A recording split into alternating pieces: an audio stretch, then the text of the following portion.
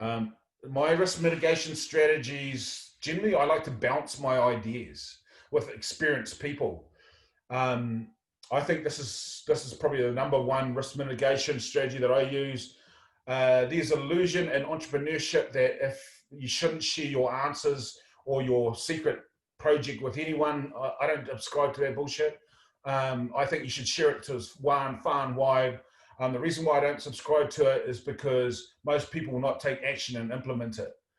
There's very few people will implement. So, share it and bounce, because what happens is you get other people's perspectives and then they go, oh, what about this? Or what about that? And then you see that, and that helps change your perception. Or if you haven't thought of it, then you have the time to strengthen your own idea. So that's how I mitigate risks.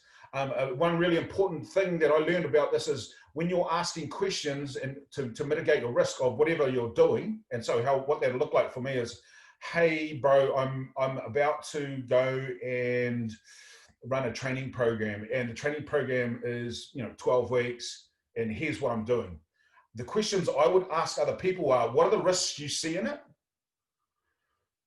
So that's an important question. What risks do you see in it? Because they come from a different perspective, a different background. They might see different risks to what I can see. So by using that, I can see things differently, and then I go, okay, cool. I've got to prepare for that risk. And the second question I ask is, okay, how do you solve that? How have you solved that in the past? So the other person will go, this is how I've solved it. And so that's the answer I'm looking for. So they're identifying a risk early for me, and they're coming up with a solution for me as well early. And so that's the process that I do.